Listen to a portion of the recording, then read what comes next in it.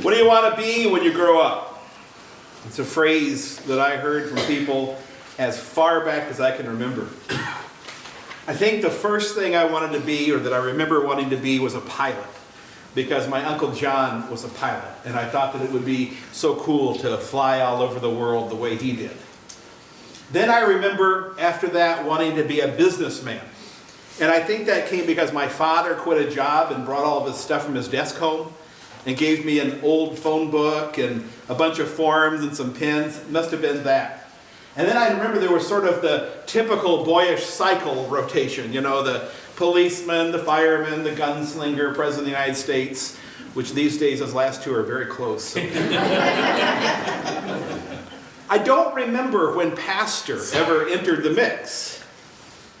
Frankly, I'm not sure it ever has. Sometimes when people ask me, when did you decide to be a pastor? I always tell them I'll let them know as soon as I decide. See, normally God's calling is pretty mysterious. Just the way it was for Samuel in our Old Testament reading for today. Samuel hears God calling him, and of course he assumes it's Eli, right? Why wouldn't he? I mean, if you wake up in the middle of the night hearing your name called, you're naturally going to assume that it's somebody else in the house who's calling it. Not once have I ever been roused from sleep hearing my name and said, "Speak, Lord, your servant listens." But that's what Eli told Samuel to do. And by golly, it worked.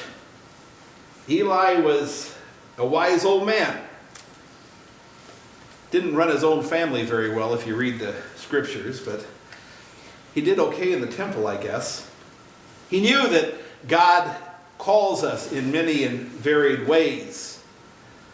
And sometimes we can miss that call if we're not paying attention to his voice. Of course, for me, his voice has generally come through reading his word, or from hearing his word in sermons or in the liturgy or in hymns of worship.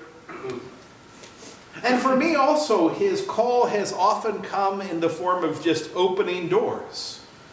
As he threw doors open, I walked through them. Never to any dramatic music. Opportunities were offered, and I accepted. I got a letter saying, "We'd like for you to be part of the class of 1990 at Concordia Seminary." I said, okay, I wasn't planning anything better. Then after about 4 years of doing that, I got a document that said, "We'd like for you to come be our pastor." Well, that seemed like it was a natural follow. I did need a job kind of after 8 years of school. And so it goes today. So far, I've really only turned down a couple of God's offers along the way. We're not mandated to leave one of his paths to pursue another. Although I'll tell you now, if I could backtrack about 20 years, I would have accepted an offer that I had turned down. I think that life might have been much smoother. But he got me where he wanted me. All things worked for my good, just the way he promised it would. And here I landed at Trinity in a solid, loving church where I could raise my kids. My point is that question, what do you want to be, is all wrong. What do you want to be? Who cares? It doesn't matter what you want to be. A better question would be, how do you think God is leading you to serve him? Both now and in the future. Because service to God is the important thing. And we all serve him in different ways.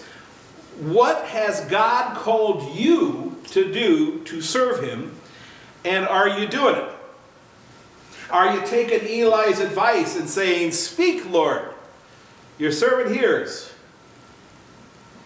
Or are you so overwhelmed by 1,000 trivial details, so busy making meaningless decisions about life, that you're not paying any close attention to God's voice?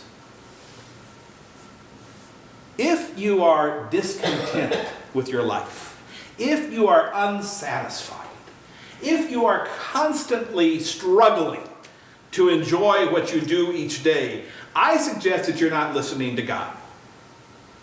I'm not necessarily saying that you're doing the wrong thing. You might be. I mean, maybe you are failing to walk through the doors that he's flinging open for you because that would mean change. We know them's dirty words in Lutheran circles. On the other hand, you might be right where God needs you to be, but you're not grasping the importance of what you're doing. Sophie Gloss, that was Linda Speary's mom. She was one of our homebound members for many years until the Lord took her to paradise. And she complained to me that she felt useless. All she did was move from her bed to her chair, spend the day in her chair, and then at the end of the day, move from her chair back to her bed. She just didn't see that there was any point to her being alive, and she was miserable. She didn't really enjoy reading anymore because she couldn't see very well. She didn't enjoy any food anymore because of so many dietary restrictions. All she could eat was stuff that didn't taste very good. She had just absolutely had enough. But she wasn't dying. And so I asked her, I said, well, can you pray? And she said, absolutely, she could pray. All she did was sit there in that chair all day. She could pray. So I took her a list of people and things from the church to pray about. And the next month I took her another list. And for 6 years, Sophie Gloss was this congregation's official prayer that you never knew about. I kept her posted on new developments, and I gave her several new things every month to pray about. And she felt like she was much happier because she had purpose. She had a reason to get out of bed and go sit in that chair so she could pray. So she could take the bulletin from every week and go through it person by person, step by step, and pray. To have happiness, to have contentment, to have satisfaction, we have to have purpose. And that's why so many people today are miserable. We live in the wealthiest nation in the world. We have more opportunities to do whatever it is we want inside a week than many people have in a whole lifetime. And yet, we look around and people are bored and miserable. We have to have purpose to be content.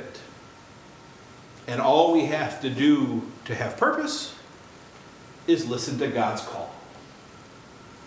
Eli counseled Samuel to simply reply, "Speak, Lord, your servant hears." The implication was, whatever the Lord wants, it's going to be good. We don't have to weigh our Lord's offer against other offers. Whatever he offers is going to be great. Not easy, but great. Likewise, we see Jesus call his disciples in the gospel. Will any of them have an easy life? See, you and I, we sit in the seat from the perspective of history. We know that they did not have easy lives, or easy deaths for that matter. We think Nathanael was probably crucified after preaching for many years to people in Asia. But as residents of paradise, do you think Nathanael, or Samuel for that matter, would have done it any differently if you ask him today? See, you all do many things with your day. All kinds of different things. But the point is, whatever you do with all of your time in any given day, do it in service to God. Seek his direction. Call upon him frequently for guidance. It does not matter what it is you do. If you do it in service to him, you're going to be blessed.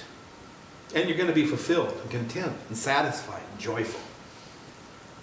And what you do, whatever it is you do, it may seem really important to the world. You might be a really important person. Or it might seem worthless to the world. And that is of absolutely no consequence to you either way. If you're doing what you do in service to God, you are fulfilling your calling. And if you are fulfilling your calling, you will be greatly blessed and you will be filled with joy.